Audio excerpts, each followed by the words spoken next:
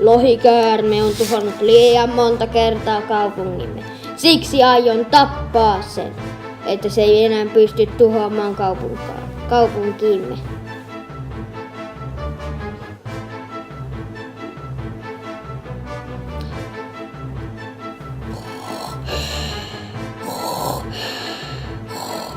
Herätys, lohikäärme! Kuinka hauskalta herättää minut päikkäreiltäni. Minä! Ja aion tappaa sinut, koska olet tuhonnut liian monta kertaa kaupungimme. Et pysty siihen yksin, koska olet liian heikko.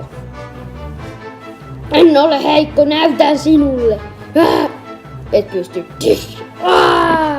Nyt minä kyllä jatkan päiväuniani. Hyvää yötä.